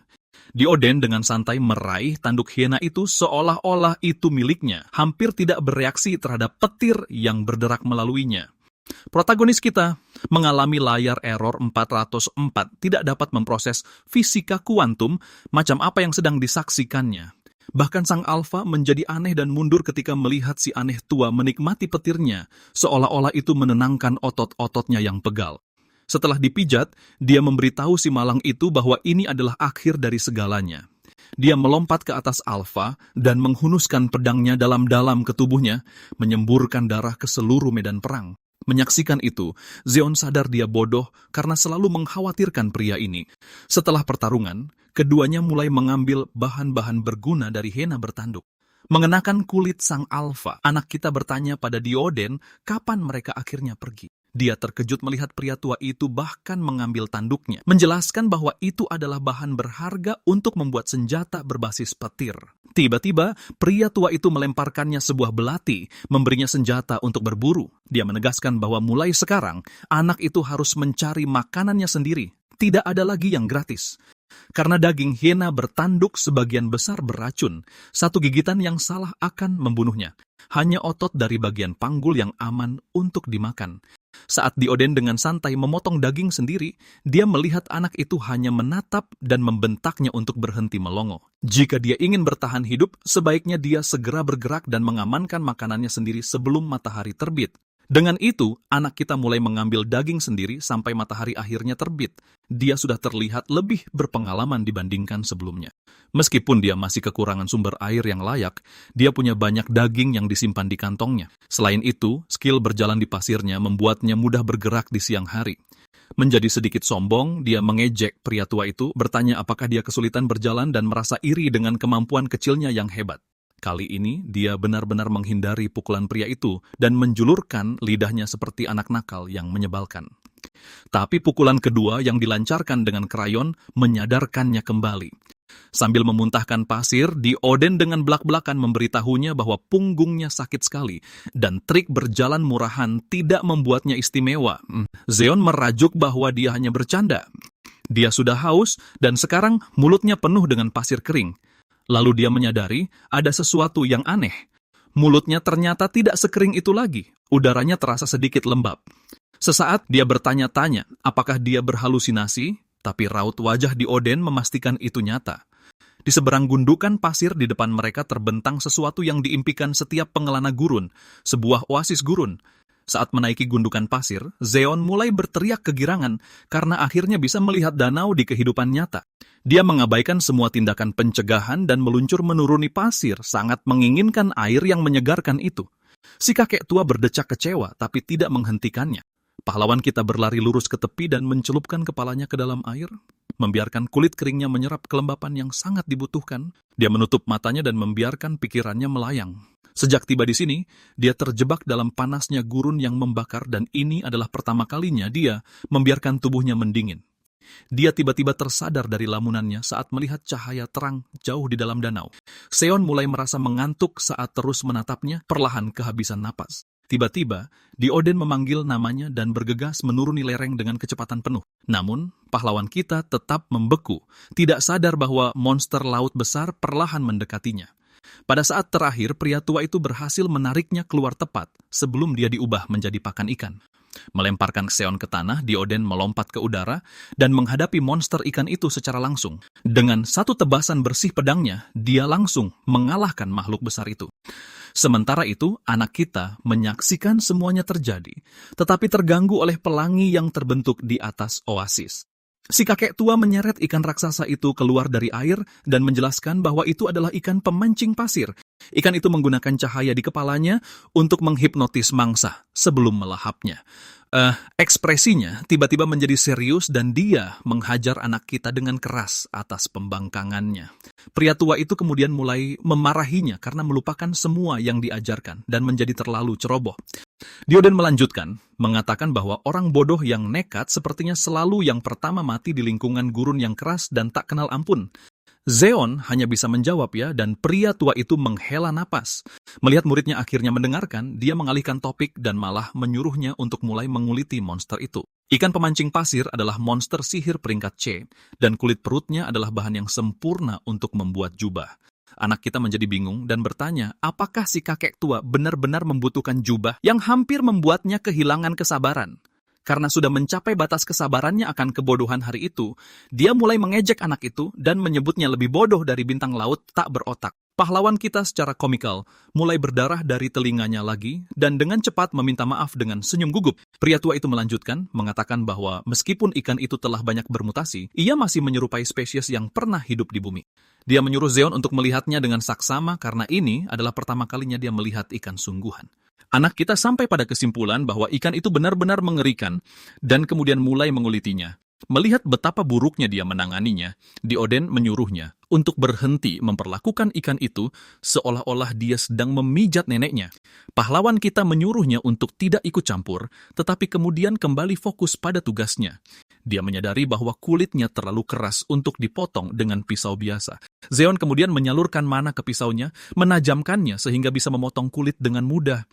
Dia menggunakan pisau itu untuk mengikis sisiknya dan mengubahnya menjadi jarum-jarum kecil. Untuk benangnya, dia memutuskan untuk menggunakan urat yang menghubungkan daging ke tulang. Bahkan dengan semua idenya yang pantas memenangkan Oscar, hasil akhirnya menjadi jubah yang benar-benar berantakan. Bersantai di dekat ikan mati, pria tua itu mengejeknya karena menyia-nyiakan tangkapan yang begitu bagus untuk sesuatu yang tidak berguna. Tapi anak kita tidak berhenti di situ dan memutuskan untuk mencoba lagi karena dia masih punya banyak bahan. Beberapa jam kemudian, dia akhirnya berhasil dan mengangkat jubah jadi yang benar-benar terlihat layak. Zeon sedikit terbawa suasana dan mengatakan dia mungkin bisa menjualnya untuk mendapatkan keuntungan dan bahkan membuka toko jahitnya sendiri. Pria tua itu memanggil namanya, yang membuatnya bereaksi cepat saat dia berteriak bahwa dia tidak akan menyerahkan jubah itu. Namun Dioden malah menyuruhnya berhenti bermain-main sambil mengangkat organ seperti kantung besar yang masih meneteskan darah. Dia menyuruh anak kita untuk mulai memakan kantong empedu ini karena ini adalah obat yang sangat langka dan kuat. Zeon mencoba membantah, tetapi pria tua itu mengonfirmasi ketakutannya bahwa dia akan dibunuh jika menolak. Dia kemudian menjatuhkan organ berat itu ke tangan anak kita sambil mengeluh bahwa lengannya lelah. Melihat gumpalan menjijikan di depannya, pahlawan kita ragu sejenak tetapi kemudian mulai makan seperti orang kelaparan. Meskipun rasanya lebih pahit dari jus jeruk setelah sikat gigi, dia terus melahapnya, tidak ingin dipukuli sampai mati. Anehnya, setelah beberapa gigitan, dia merasa laparnya masih belum terpuaskan dan terus makan lebih banyak lagi. Tepat saat dia menyelesaikannya, pria tua itu memperingatkannya bahwa sekarang saatnya dia terbakar. Itu membuat Zeon lengah saat dia bertanya-tanya apa yang dibicarakan kakek tua itu.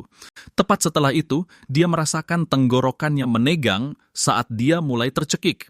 Di dalam, rasanya seperti reaktor Chernobyl akan meledak. Seluruh tubuhnya menjadi tidak terkendali saat panas yang hebat menyebar kemana-mana. Dia mulai berteriak kesakitan yang tak tertahankan, sementara pria tua itu menyuruhnya berhenti bertingkah seperti anak kecil. Dia kemudian mulai bermonolog, mengatakan bahwa segala sesuatu dalam hidup ini, seperti oasis ini, bahwa semuanya akan lenyap seolah-olah tidak pernah ada. Dia menjelaskan bahwa para Saint Engler terlahir kembali, menjaga siklus tetap seimbang. Sebelum dia bisa melanjutkan, anak kita memotongnya dan menyuruhnya berhenti dengan cerita-cerita emosional yang cengeng dan membantunya. Bahkan saat melihat anak itu menggeliat di tanah seperti cacing tanah setelah terkena garam, dia tidak melakukan apa-apa dan langsung tidur. Keesokan harinya, Zeon akhirnya membuka matanya dan melihat pria tua itu menatapnya dengan senyum jahat. Itu hampir membuat jiwanya keluar dari raganya, dan dia berteriak pada pria tua itu karena hampir membuatnya terkena serangan jantung. Mereka bertukar beberapa kata-kata manis lagi sebelum pria tua itu bertanya bagaimana perasaannya sekarang. Anak kita kemudian menyadari bahwa ada sesuatu di tubuhnya yang telah berubah. Dia merasa jauh lebih ringan, otot-ototnya terasa lebih kuat, dan mana di dalam dirinya terasa hampir meluap. Menguji kekuatannya yang baru dan lebih baik, dia bertanya apa yang terjadi karena rasanya seperti dia telah meminum serum prajurit super. Pria tua itu menjelaskan bahwa itu karena kantong empedu ikan. Dia mengatakan bahwa organ itu berfungsi seperti item curang untuk bertahan hidup di gurun, membuat seseorang menjadi jauh lebih kuat. Itu adalah sesuatu yang sangat berharga, yang membuat anak kita merasa tidak nyaman karena diizinkan menggunakannya. Dioden menepisnya, mengatakan dia hanya melakukannya karena anak itu terlalu lemah, dan dia tidak ingin melambat karenanya. Zeon berargumen bahwa dia terkadang berguna, tetapi pria tua itu menyuruhnya diam dan mulai makan karena mereka tidak akan pergi sampai ikan itu habis dimakan. 4 hari kemudian, mereka akhirnya berhasil menghabiskan Saint Engler hingga hanya tersisa tulang belulang yang bersih. Pria tua itu kemudian berkata, sudah waktunya untuk bergerak lagi. Zeon tersenyum dan mengenakan jubah barunya saat mereka melanjutkan perjalanan. Beberapa hari kemudian, angin berdebu yang kencang bertiup ke arah mereka, menandai dimulainya badai pasir. Berkat kekuatan barunya, anak kita tidak terlalu terpengaruh dan terkejut bahwa pria tua itu memiliki stamina yang cukup untuk terus berjalan tanpa melambat. Dioden tidak berbicara selama berhari-hari yang membuat Seon bertanya-tanya, apakah pria tua itu sedang mengalami semacam menopause pria? Mereka telah berjalan selama 2 minggu sekarang, yang membuatnya bertanya-tanya apakah pria tua itu tahu kemana mereka pergi. Tepat pada saat itu, monster semut raksasa muncul di belakang Zeon, tetapi dia dengan cepat merespon dengan serangan sinar pasir. Dia bertanya-tanya seberapa jauh lagi mereka harus pergi, tetapi kemudian menyadari bahwa monster semut itu masih hidup. Itu menarik perhatiannya saat dia mengakui makhluk itu lebih tangguh dari yang diperkirakan. Dia berharap bisa melewatinya tanpa masalah, tetapi keadaan tidak berjalan sesuai keinginannya. Menggunakan kemampuan pasirnya, dia merasakan lebih banyak semut mendekat dan memutuskan untuk menghadapi mereka secara langsung. Menancapkan tangannya ke dalam pasir, dia memaksa semut-semut itu naik ke permukaan saat mereka mulai mengelilinginya. Sedikit bosan karena memusnahkan gerombolan semut, Zeon terus menembaki mereka dengan pasir.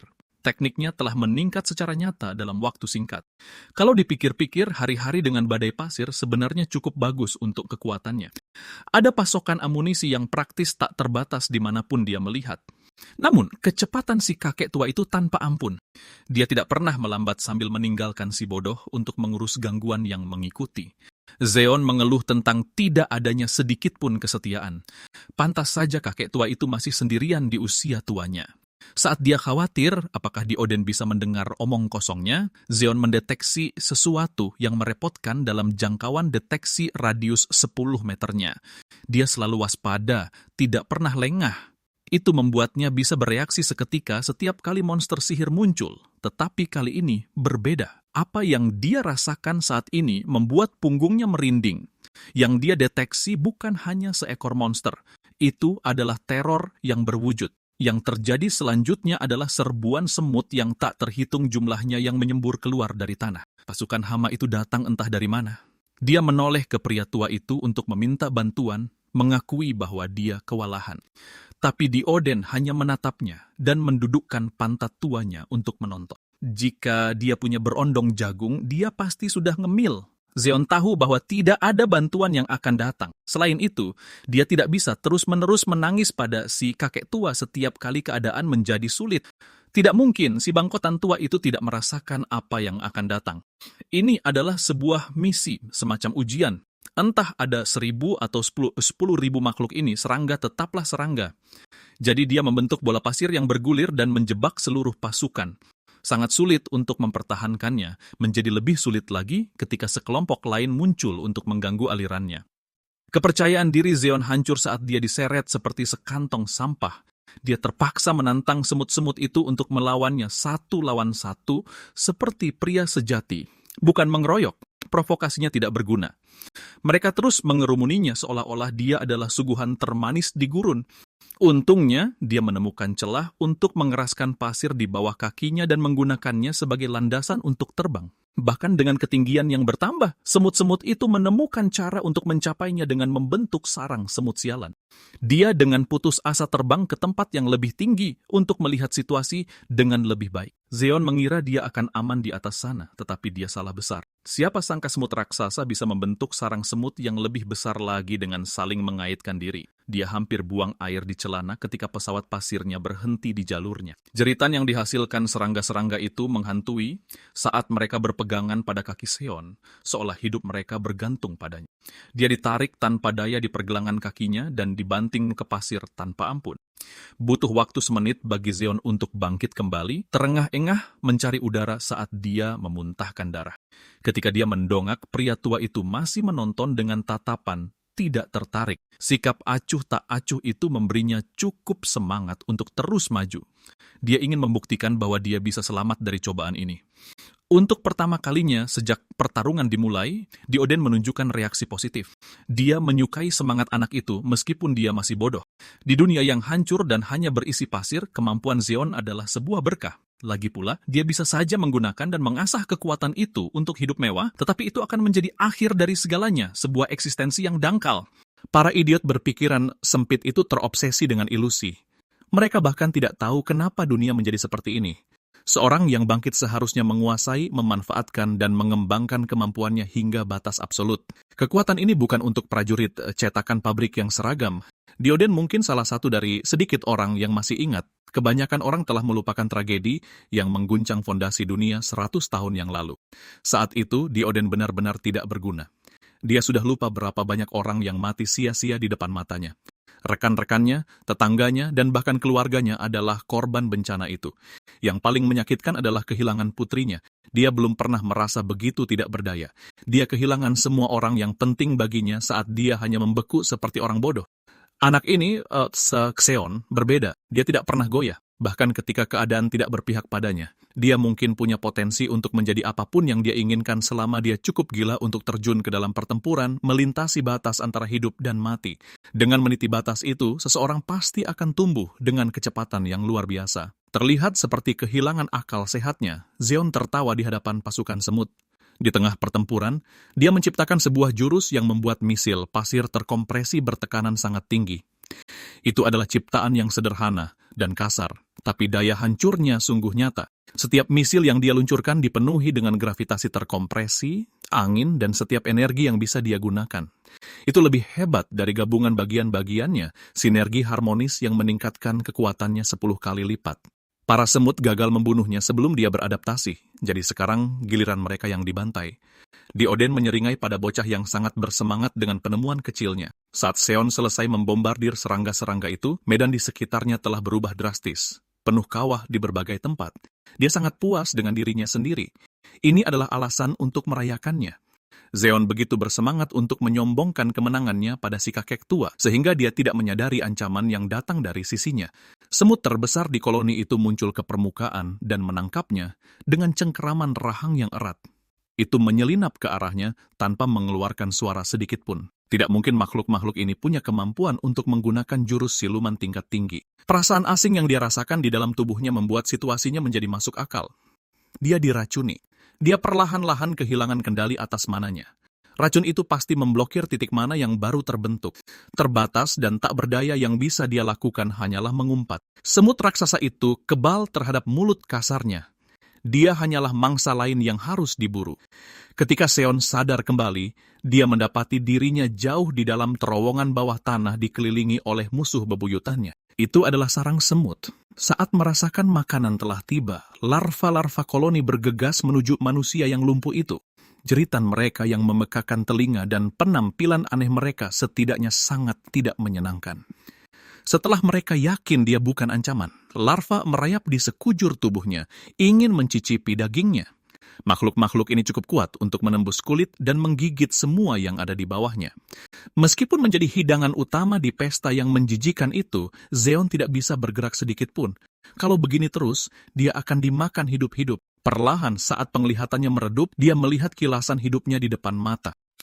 Apa yang dia saksikan dalam perjalanan kenangan yang menyedihkan itu menyalakan sesuatu di dalam dirinya. Zeon mendapatkan kembali sebagian tekadnya untuk melawan racun dan menghancurkan salah satu parasit yang mencoba memakan dagingnya. Melihat makanan larva itu bergerak membuat para semut yang menonton pesta itu waspada. Dia menertawakan dirinya sendiri karena berani menutup mata. Seperti pengecut, hidup ini sangat tidak adil. Kilas balik seluruh hidupnya tidak menunjukkan satupun kenangan indah. Bagaimana bisa dia menerima kematian sebagai pecundang yang menyedihkan? Pengalaman nyaris mati itu pasti telah mendorongnya melewati batasnya dan menambah tanda di lengan bawahnya. Mengakses pasir di bawah kakinya, dia menghabisi semua larva jelek di sekitarnya dengan ledakan berduri. Pasukan semut panik. Tawanan mereka seharusnya menjadi makanan gratis, tapi sekarang Zeon kembali berdiri dengan puluhan misil terkompresi melayang di sekelilingnya. Dia melihat ke lengan bawahnya dan menyadari peringkatnya telah meningkat. Kenaikan peringkat itu disertai dengan pembersihan racun, pemulihan stamina, dan peningkatan kapasitas mananya yang melimpah. Garis berpasir kedua pada tandanya adalah puncak dari kerja keras tanpa henti selama beberapa hari terakhir bersama si kakek tua. Dari kekuatan mentah hingga batas mana, semuanya berada di tingkat yang sama sekali berbeda dibandingkan dengan kemampuannya di peringkat F. Namun meskipun memiliki semua misil pasir, dia tetap tidak bisa membuat satu goresan pun pada Ratu Semut. Serangga raksasa itu membalas, menyerangnya dengan banyak anggota tubuhnya yang bergerak cepat. Serangan sederhana namun efektif itu menghancurkan batu dan melumatkannya menjadi pasir. Zeon melanjutkan rentetan pasirnya, tapi karapas sang ratu benar-benar tidak bisa ditembus. Pada titik ini, dia bahkan akan senang jika bisa membuat sedikit penyok pada kerangka luar hitam itu.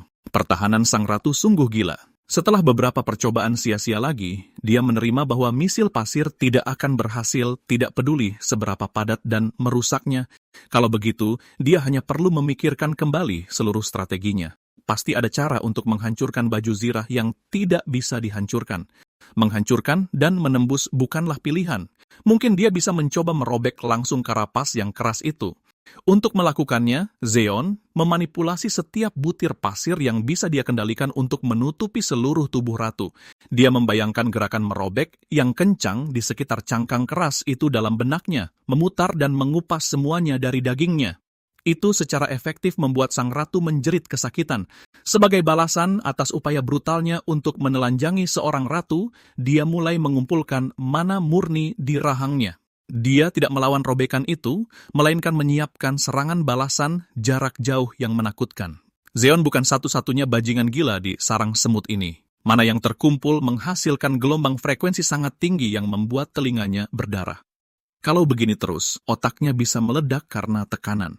Pertarungan langsung sebelumnya telah berubah menjadi pertarungan ketabahan dan daya tahan rasa sakit.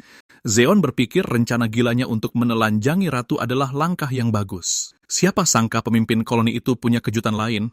Berdarah dari telinga dan bola matanya, bocah itu menyambut tantangan itu meskipun ada kemungkinan besar dia akan mati. Sangat sederhana. Siapapun yang mati lebih dulu adalah pecundang.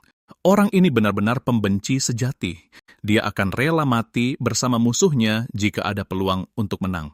Kebuntuan yang menyiksa itu berakhir ketika Zeon merasakan kesadarannya hancur. Sesuatu putus di dalam tubuhnya, memutuskan hubungannya dengan pikirannya.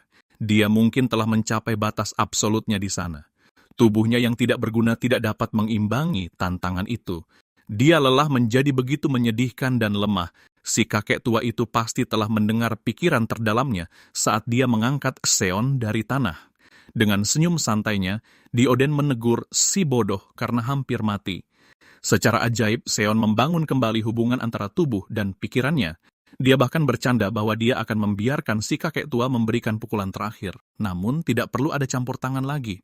Ratu Semut Serigala peringkat C itu jauh lebih kuat dari Seon, namun dia tidak menyerah, berjuang sampai akhir, dan mendapatkan hak untuk hidup dengan menjadi gigih dan kreatif. Dioden pada dasarnya menghujaninya dengan pujian untuk pertama kalinya sejak mereka bekerja sama. Sayang sekali gendang telinga Seon pecah total. Dia tidak bisa mendengar sepatah kata pun yang baru saja diucapkannya. Menyadari gendang telinganya yang rusak, pria tua itu membawa tubuh lemasnya mendekati mayat Ratu Semut Serigala. Mereka sampai di sebuah tempat terbuka kecil di mana sebuah bola berkilauan diletakkan dengan rapi. Zeon bertanya pada si kakek tua ada apa, dan Dioden mulai mencoret-coret di dinding. Dia menjelaskan bahwa bola itu adalah telur sang ratu. Itu obat rasa stroberi pula. Anak itu bingung dengan coretan dindingnya, tapi sepertinya dia dipaksa lagi untuk memakan bahan yang tidak diketahui. Untuk jaga-jaga jika kejadian serupa terulang, Zeon bertanya apakah menelan benda sialan ini akan sesakit Empedu Sand Angler. Dioden angkat bicara dan mengakui bahwa memakan telur itu kemungkinan besar akan menyebabkan kematian, tetapi Zeon tidak dapat mendengarnya karena cedera telinga yang parah. Pada akhirnya, dia memilih untuk mempercayai keputusan pria tua itu dan mendekatkan mulutnya ke telur yang berkilauan. Dia hanyalah tikus jalanan dari Neo Sol. Dia bahkan tidak tahu seperti apa rasa stroberi, tapi jika rasanya sama dengan telur semut ini, maka stroberi pasti enak sekali. Zeon dengan bercanda meminta lagi, tetapi wajahnya memucat ketika merasakan sesuatu yang aneh setelah menelan telur itu. Duri-duri darah menonjol dari seluruh tubuhnya. Pendarahan yang baru saja berhenti dimulai lagi. Dia sedang menjalani proses yang dikenal sebagai inversi organ. Itu secara harfiah berarti usus dan bagian tubuh di sekitarnya terpelintir dan berputar. Biasanya telur ratu semut digunakan sebagai racun mematikan. Bahkan sejumlah kecil dari benda menjijikkan itu akan secara paksa membalik organ dalam manusia. Organ pemakannya tertusuk dan terpelintir. Organ-organ itu seolah diaduk oleh tongkat berduri. Kebanyakan orang pasti akan mati karena penderitaan dan syok akibat inversi organ. Saat rasa sakit yang melemahkan mengaburkan pikirannya, Seon mengutuk pria tua itu karena membuatnya melewati neraka berkali-kali. Tapi sekali lagi, Dioden hanya mencoba meningkatkan peluangnya untuk bertahan hidup di dunia gila ini dengan membiarkannya mengalami tingkat rasa sakit yang akan menghancurkan tekad terkuat sekalipun. Fase inversi organ berikutnya adalah memuntahkan darah bergalon-galon seperti keran bocor dalam film horor. Pada titik ini, sebuah keajaiban Zeon masih bisa berdiri. Perlahan-lahan menyerah karena kehilangan darah dan mengalami syok, dia mulai mengenang petualangan beberapa hari terakhir. Dia pikir dia akhirnya menemukan seseorang untuk dipercaya, tetapi Dioden mungkin hanyalah orang tua sadis. Mungkin dia hanyalah orang bodoh lain bagi si kakek.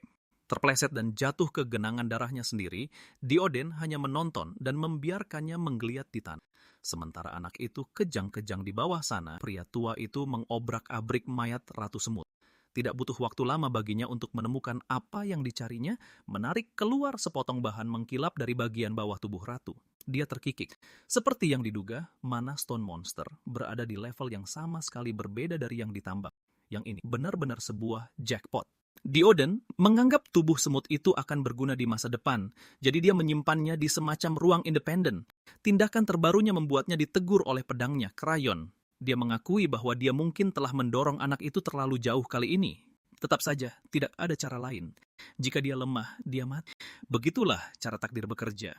Selain itu, Krayon tahu sama seperti si kakek tua bahwa mereka tidak punya banyak waktu lagi.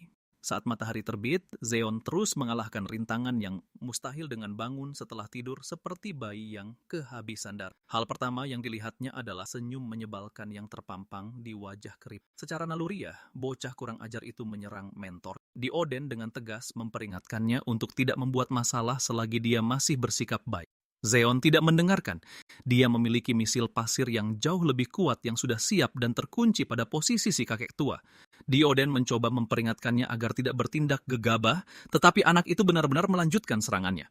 Kau juga tidak bisa menyalahkannya. Dia bergerak seperti otomatis. Zeon bertindak murni di bawah kesan bahwa pria tua itu mencoba membunuhnya dengan sengaja. Pasirnya mengubur Dioden dalam-dalam. Dia bergerak dan berbicara seperti arwah pendendam yang punya dendam untuk diselesaikan. Selain gelombang pasir, dia juga menggunakan stalaktit runcing yang tergantung di dinding koloni semut. Dia menggunakan butiran halus untuk memotong salah satu duri raksasa, menjatuhkannya ke pria tua itu. Serangkaian serangan itu benar-benar membuatnya kehabisan tenaga. Kombinasinya mengesankan, tetapi begitu juga dengan biaya mana dan staminanya. Sementara dia terus mengoceh tentang percobaan pembunuhan terhadapnya, pria tua itu hanya menghela napas dan dengan serius mempertanyakan kecerdasannya. Tentu, telur ratu mungkin mengandung racun yang bisa merusak otaknya, tapi tetap saja, itu bukan alasan untuk tidak menggunakan sisa-sisa otaknya yang ada di tengkorak tebalnya itu. Seon terkejut bahwa si kakek tua itu hanya berdiri di posisinya dan menerima combo penuhnya tanpa goresan sedikit pun. Jika Dioden benar-benar ingin membunuhnya, dia pasti sudah mati hanya dengan satu sentilan di dahi. Mengapa seseorang sekuat pria tua itu repot-repot meracuni bajingan cacing seperti dia? Penjelasannya sedikit menghina, tetapi Seon harus mengakui bahwa itu sangat masuk akal. Si kakek tua menjelaskan bahwa telur ratu adalah racun mematikan yang memelintir dan menusuk organ pemakannya. Selamatlah dari itu, dan itu juga akan membersihkan setiap racun dan kotoran dari setiap sudut tubuhmu. Tergantung bagaimana cara penggunaannya, itu bisa menjadi racun mematikan atau obat surgawi. Setelah semua kotoran internal dikeluarkan dari tubuh Seon, Mana akan dengan cepat mengisi ruang kosong tempat kotoran dulu berada. Dia pasti merasakan perubahan itu ketika dia mencoba membunuh Dioden sungguhan.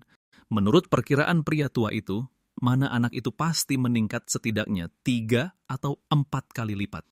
Setelah mendapatkan penjelasan yang tepat, Zeon meminta maaf sebesar-besarnya, melompat ke pelukan si kakek tua, dan beralasan tindakannya sebagai tindakan seseorang yang tidak dalam keadaan pikiran yang benar. Dioden tidak mempermasalahkan keributan itu.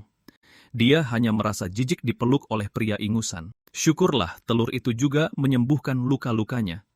Gendang telinganya utuh lagi dan dia bisa mendengar hinaan sekali lagi. Zeon menolak untuk melepaskannya meskipun si kakek tua itu memprotes. Secara internal, Dioden sedang berbicara dengan pedangnya tentang risiko yang mereka ambil dengan membiarkan anak itu memakan telur tersebut. Sebenarnya Zeon hanya berpura-pura sebagian dengan permintaan maafnya yang penuh air mata untuk menghindari kemarahan mentornya yang eksentrik lebih jauh. Meski begitu, si kakek tua berpikir risikonya sepadan. Jika anak itu tidak menjadi kuat dengan cukup cepat, dia hanya akan menjadi beban. Terkadang pertaruhan nekat membuahkan hasil seperti hari ini. Dioden mengangkat Seon seolah-olah dia tidak berbobot. Saatnya keluar dari koloni semut yang suram ini. Dia sedikit bingung mengapa pria tua itu menangkapnya lagi, padahal sekarang dia sudah bisa berjalan sendiri dengan baik. Ya, karena mereka sudah cukup banyak membuang waktu di bawah tanah, hanya ada satu cara cepat untuk kembali ke permukaan. Ketika pria tua itu menunjuk ke langit-langit koloni yang runcing, Zeon tahu bahwa dia akan terluka entah dia setuju atau tidak. Beberapa saat kemudian, permukaan gurun pasir yang damai terganggu oleh kemunculan tiba-tiba dari bawah. Dioden bersenang-senang, memimpin dan melaju cepat. Namun Zeon bukan penggemar berat kecepatannya yang sembrono. Kenapa mereka tidak bisa bepergian seperti orang normal sekali saja? Si kakek tua akan terbuka pada gagasan melintasi tanah tandus dengan santai jika si bodoh itu tidak tidur selama 4 hari berturut-turut. Dioden merasa kasihan pada siapapun yang akan menikahi anak menyedihkan ini di masa depan. Candaan dan ejekan berhenti ketika si kakek tua melihat sesuatu dari kejauhan. Zeon mengklaim bahwa tidak ada lagi yang bisa mengejutkannya, tetapi dengan cepat menutup mulutnya begitu dia mengikuti arah pandang pria tua itu. Di depan ada kura-kura darat raksasa seukuran pulau kecil. Monster itu berada hampir 30 km dari posisi mereka, tetapi ukurannya yang sangat besar membuatnya sangat terlihat. Dioden menjelaskan bahwa kura-kura itu dikenal sebagai benteng bergerak, Archelon, sekelompok pengganggu yang tidak pernah memberinya ketenangan. Kura-kura itu sendiri tergolong monster sihir peringkat B, tapi pertahanannya jauh melampaui banyak monster peringkat A. Setelah menjinakkan monster itu, mereka memodifikasi cangkangnya dan menggunakannya sebagai transportasi, sebuah benteng bergerak. Dioden menyuruh si bodoh itu untuk melihat Archelon baik-baik.